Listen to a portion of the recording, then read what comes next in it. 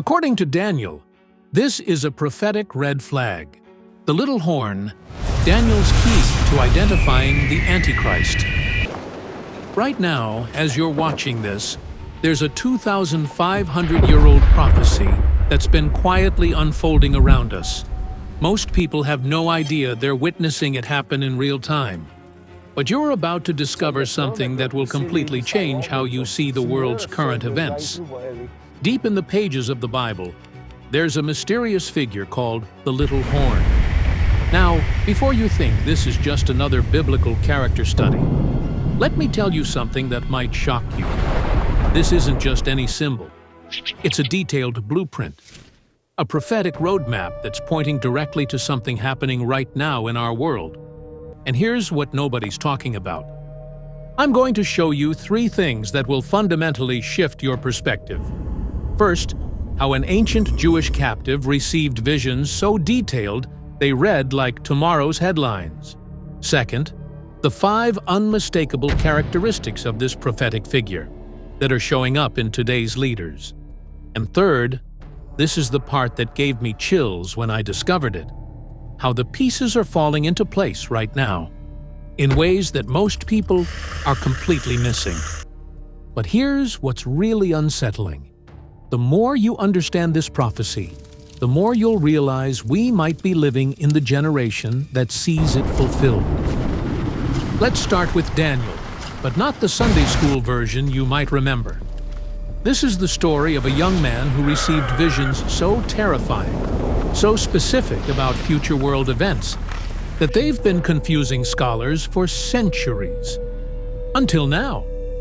Daniel was captured and taken to Babylon as a teenager, but God gave him something extraordinary: the ability to see through time itself.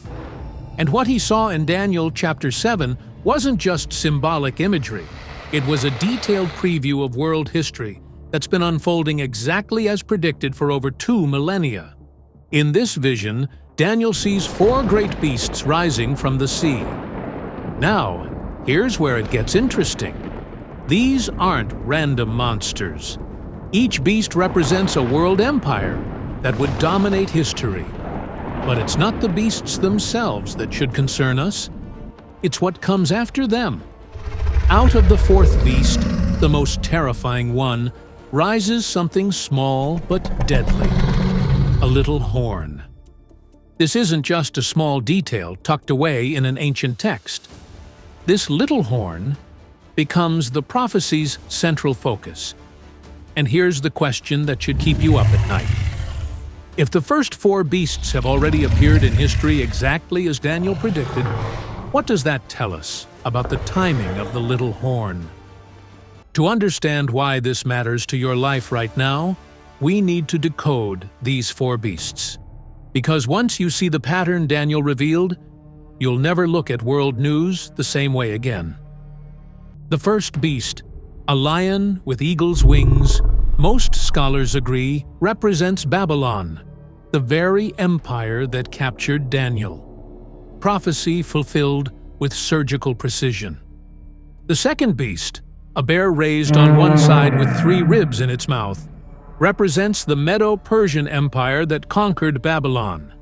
Again, history unfolded exactly as Daniel foresaw.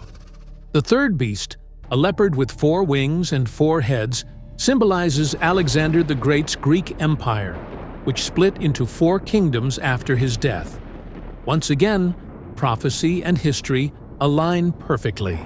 But here's where things get absolutely chilling. The 4th beast is described as terrifying and powerful beyond imagination, with iron teeth that crush everything. This represents the Roman Empire, an empire of unmatched brutality and reach. And here's the detail that should make your blood run cold. It's from this 4th beast that the little horn emerges.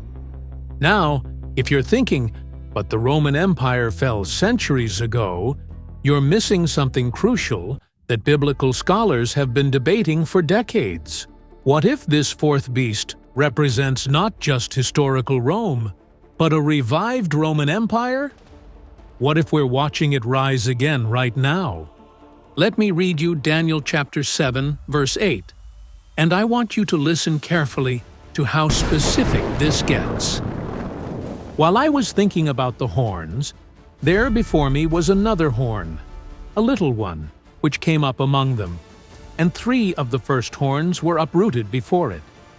This horn had eyes like the eyes of a human being, and a mouth that spoke boastfully. Stop right there. Notice what just happened. This isn't mystical symbolism. It's a detailed character profile. The little horn has human intelligence, eyes like a human being, and is known for boastful, arrogant speech.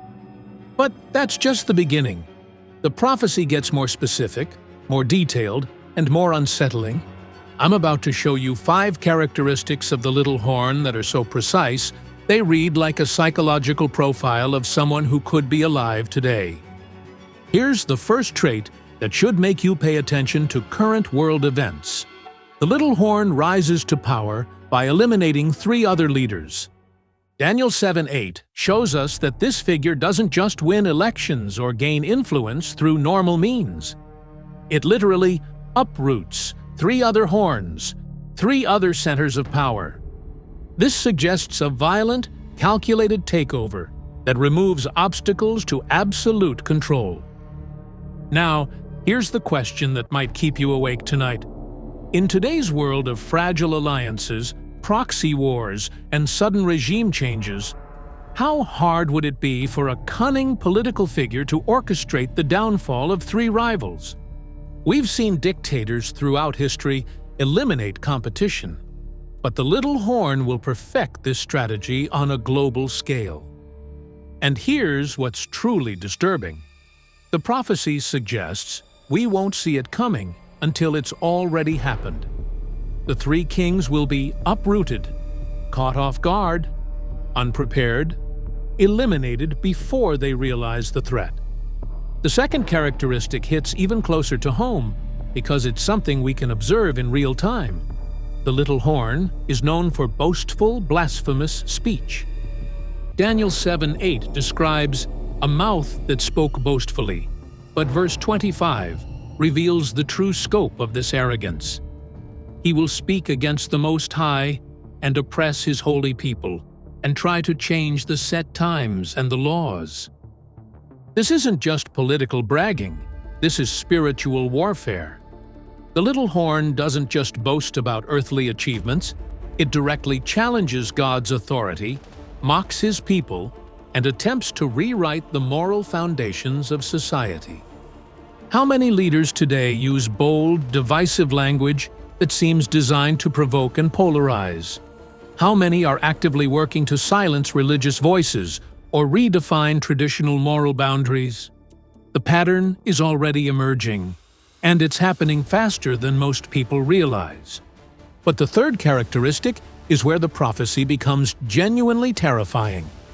The little horn will wage systematic war against God's people. Daniel 7:25 tells us, "He will oppress his holy people and try to change the set times and the laws.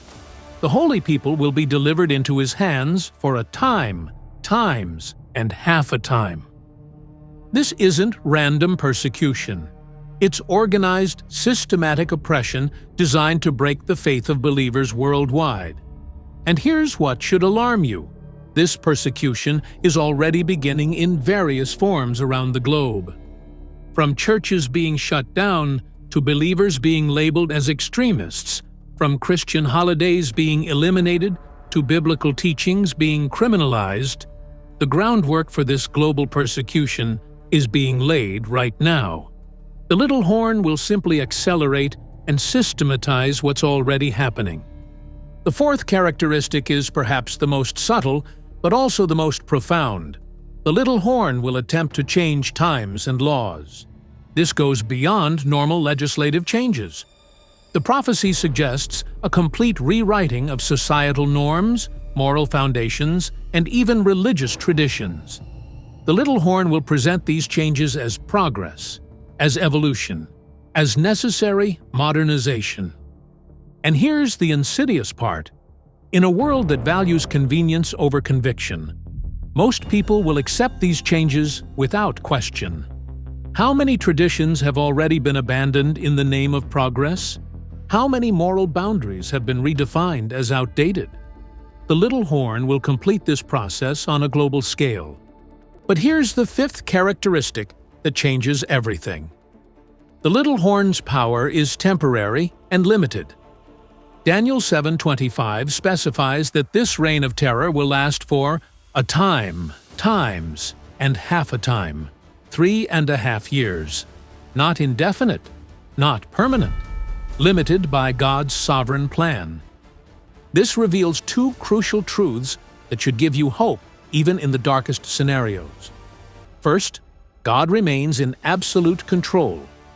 The little horn can only go as far as God permits. Second, even in the worst persecution, there's an end date. Justice will prevail, and God's people will be vindicated. Now that you understand these 5 characteristics, here's the question that brings everything into sharp focus. Are we already seeing these traits manifest in today's world leaders and global systems? When we examine current global politics through the lens of Daniel's prophecy, the parallels become impossible to ignore. Political leaders are consolidating power in unprecedented ways. Alliances are forming that seem designed to concentrate authority.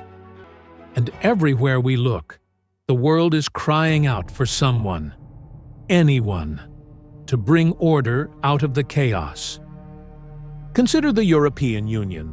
What started as a simple trade agreement has evolved into a political and military confederation. Its members are diverse yet unified, strong yet fragile, iron mixed with clay, exactly as Daniel described. Could this be the revived Roman Empire from which the little horn emerges? But here's what most people miss. The little horn won't announce itself with fanfare.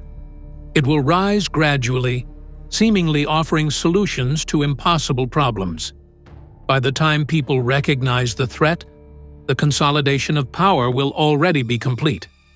And this brings us to the most important connection of all: how Daniel's little horn prophecy links directly to the book of Revelation and the figure known as the Antichrist.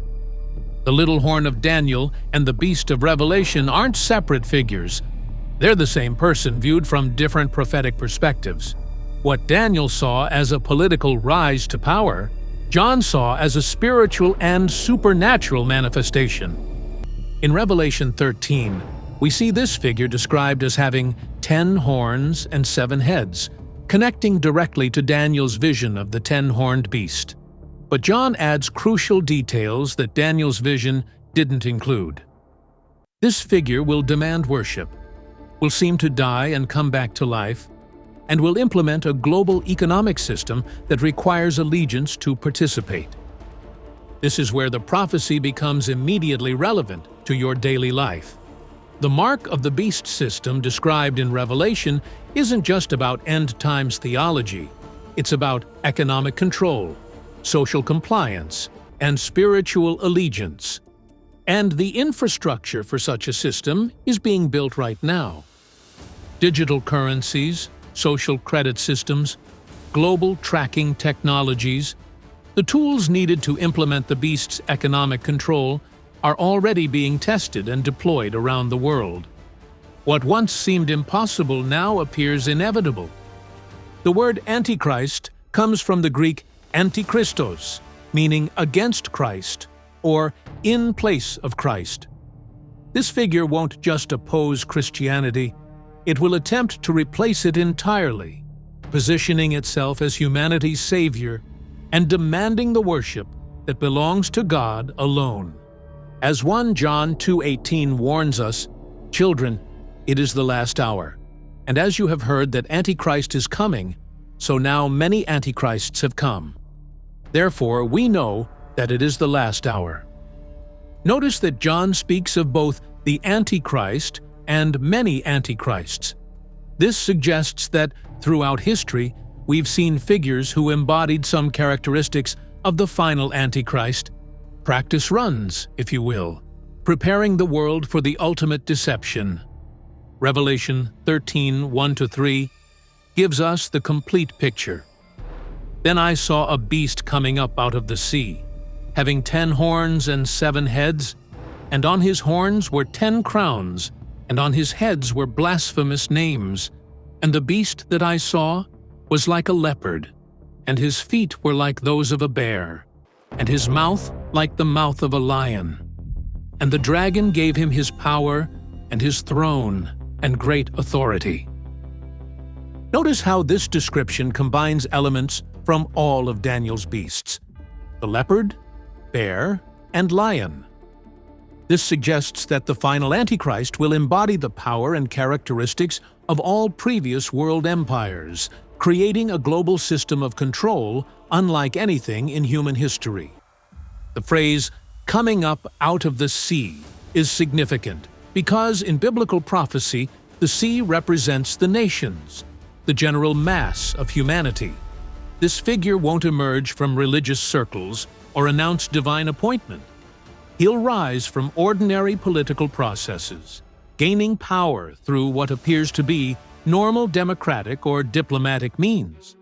But here's the detail that should make you pay attention to current events. This figure will capture global attention by surviving what appears to be a fatal wound, possibly an assassination attempt. His miraculous recovery will convince the world that he's superhuman, leading to widespread worship and allegiance. And once he has this global platform, he'll have exactly 42 months, 3.5 years, to implement his agenda. The same time frame Daniel prophesied for the little horn's dominion. This isn't just ancient prophecy. It's a warning system designed to help us recognize when these events begin to unfold. The more we understand these prophetic details, the better prepared we'll be to respond with wisdom instead of fear, with faith instead of panic. The question isn't whether these prophecies will be fulfilled. Biblical prophecy has a perfect track record. The question is, will you recognize the signs when they appear? Will you be prepared for what's coming?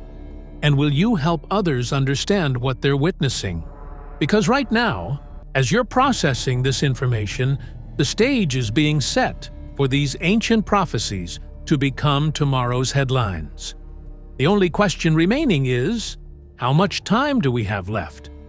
What you're about to discover will fundamentally change how you see every news headline from now on.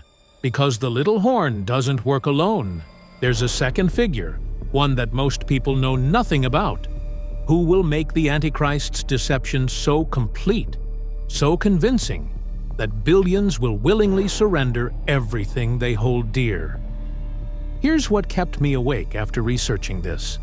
The second beast isn't coming to force people into submission. It's coming to make them beg for it. I'm about to reveal 3 things that will make you question everything you thought you knew about religious authority, modern technology, and human nature itself. First, how a religious figure will use supernatural power to deceive the entire world. Second, the mark that will control every aspect of human existence, and why people will line up to receive it. And third, the number that's been hidden in plain sight for 2,000 years, waiting for its moment to be revealed. But here's the part that should terrify you. The infrastructure for everything I'm about to describe is already being built around us right now. The second beast emerges not from political chaos like the first, but from religious deception. Revelation 13:11 describes it this way: "Then I saw another beast rising up out of the earth. He had 2 horns like a lamb, and he spoke like a dragon." Notice that phrase, "like a lamb." This figure will appear gentle, spiritual, even Christ-like. But when it speaks, the voice reveals its true nature, like a dragon, the same dragon that gave power to the first beast. This isn't just any religious leader. This is the ultimate false prophet, and its deception will be so complete that it will fool people who consider themselves spiritually discerning. And here's what should make you pay attention to current religious movements. This false prophet won't come preaching obvious heresy. It will come speaking the language of faith, hope, and unity. It will solve religious conflicts, bridge denominational divides, and offer spiritual solutions to global problems. But that's just the beginning. What this second beast does next reveals the true scope of the end times deception. And it involves power that goes beyond anything we've seen in human history. Revelation 13 verses 13 to 14 tells us exactly how this deception will work. He performs great signs, even making fire fall from the sky to the earth, right before people's eyes. And he deceives those who inhabit the earth because of the signs which he is given to perform. Stop and think about this for a moment. In an age of special effects, deep fakes, and technological illusions, what would it take to convince the world that someone has supernatural power? The answer is simple: actual supernatural power. This false prophet won't rely on camera tricks or stage magic. It will call down literal fire from heaven, perform undeniable miracles, and demonstrate power that no human technology can explain. And here's the crucial detail: these won't be fake miracles. They'll be real supernatural acts powered by Satan himself to deceive the nations. But the miracles are just the setup for something far more sinister. The false prophet's ultimate goal isn't to amaze people, it's to control them. And the method it uses will tap into the deepest human psychological need: the need to belong, to participate, to survive. Here's where the prophecy becomes immediately relevant to your daily life. The mark of the beast system isn't primarily religious. It's economic. Revelation 13, 16 to 17 lays out the system with chilling precision.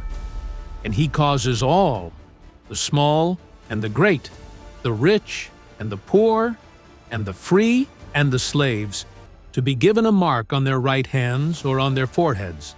And he decrees that no one will be able to buy or to sell, except the one who has the mark. Read that again slowly.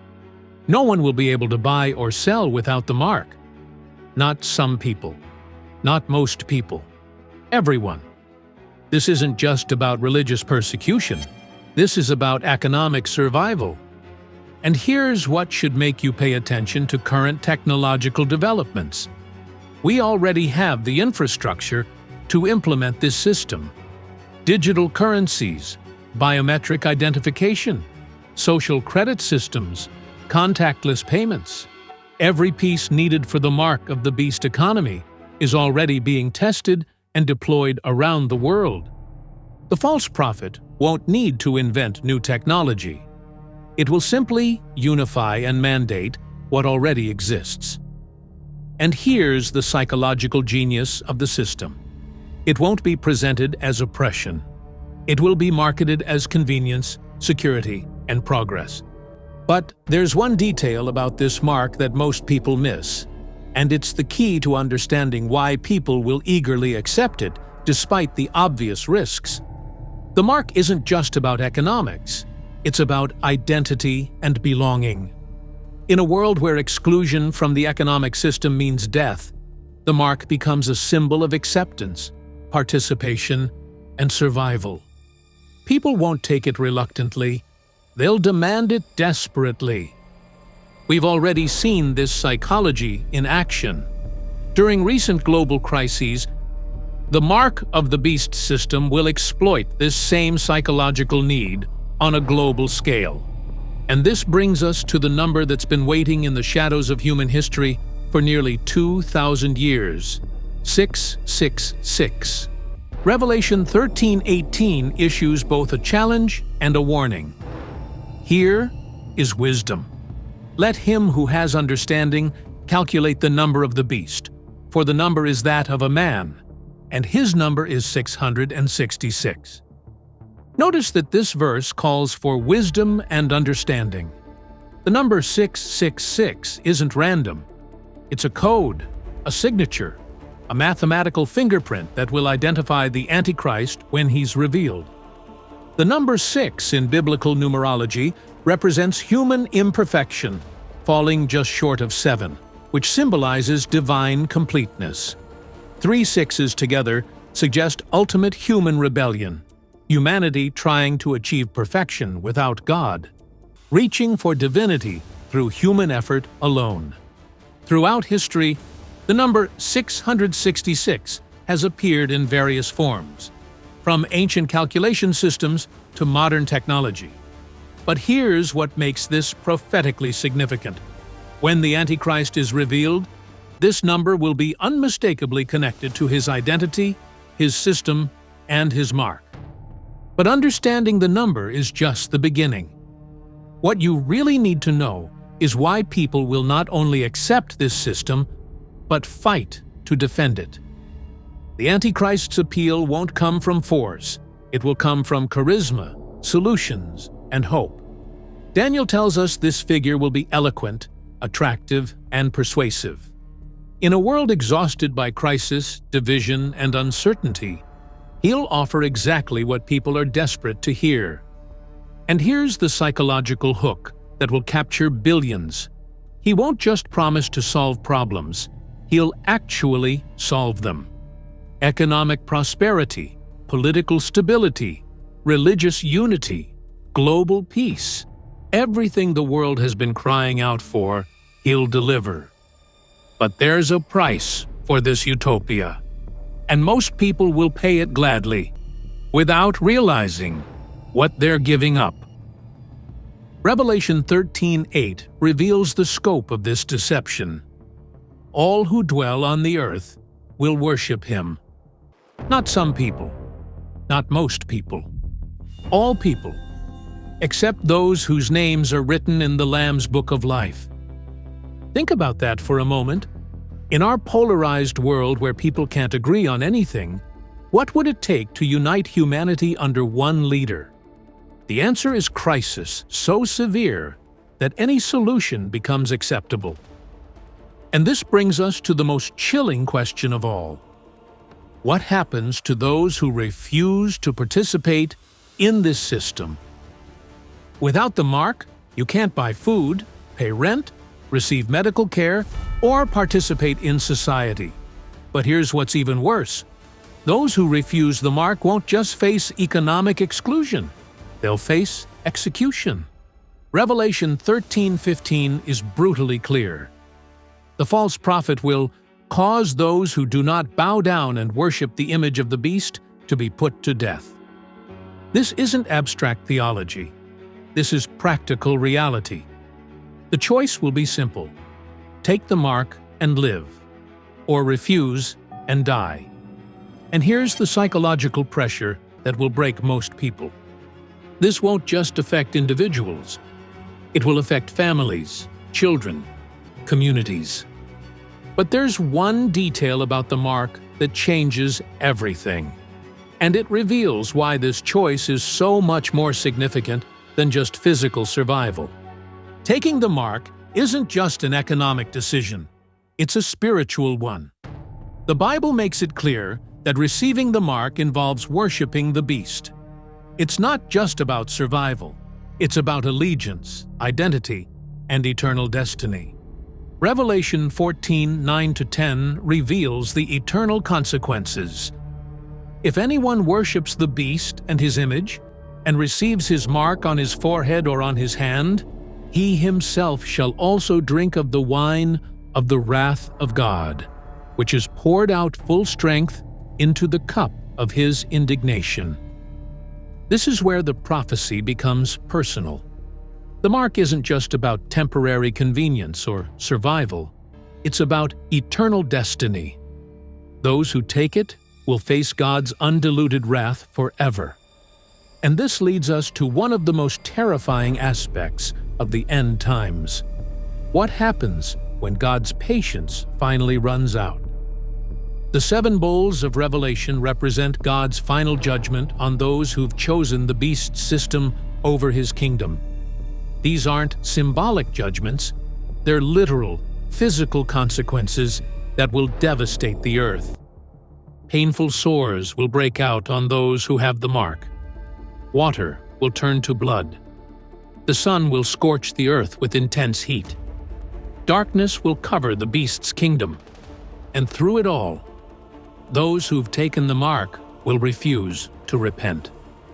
Here's what's truly chilling. Even as these judgments fall, people will continue to worship the beast. The deception will be so complete, the commitment so total, that obvious divine judgment won't change their minds. But here's what you need to remember. These judgments aren't random acts of divine anger. They're the natural consequences of humanity's final rebellion, and they serve as warnings even in their severity. And this brings us to the final piece of the puzzle: how this global system will ultimately collapse and what rises from its ashes. Revelation 17 reveals that 10 kings will give their power to the beast, creating a global government unlike anything in human history. But here's the detail that changes everything. Their unity is temporary, and their defeat is certain. Revelation 17:14 declares, "They will wage war against the Lamb, but the Lamb will triumph over them, because he is Lord of lords and King of kings, and with him will be his called, chosen, and faithful followers." Notice that phrase. With him will be his called, chosen, and faithful followers. Even in the darkest hour of human history, God's people won't be forgotten. Those who refuse the mark, who maintain their faith despite persecution, will stand with Christ in his victory. And here's the detail that should give you hope. The beast's reign is limited. Daniel tells us it will last 3.5 years. Revelation confirms the same time frame. No matter how powerful this system becomes, it has an expiration date set by God himself. So how does this apply to your life right now? As you watch world events unfold, as you see technology advancing, as you observe political alliances forming, remember, you're witnessing the stage being set for these ancient prophecies to become reality. The question isn't whether these events will happen. Biblical prophecy has a perfect track record. The question is, will you be prepared when they do? Jesus warned us in Matthew 24:24 that the deception would be so complete it would deceive even the elect, if possible. But he also gave us the antidote to deception: knowledge of his word. When you know what the Bible teaches about these events, you can't be caught off guard. When you understand the little horn's characteristics, you can recognize the deception. When you're grounded in truth, you can stand firm when the world is falling apart. Remember, the little horn story doesn't end with triumph. It ends with total defeat. Daniel 7:26 promises, "But the court will sit, and his power will be taken away and completely destroyed forever." Every earthly power that has ever opposed God has fallen. Babylon fell. Rome fell. Stalin fell. And the little horn will fall too, along with every system that exalts itself against the knowledge of God. Revelation 11:15 gives us the end of the story. The kingdoms of this world have become the kingdoms of our Lord and of his Christ, and he shall reign forever and ever. That's the future we're moving toward.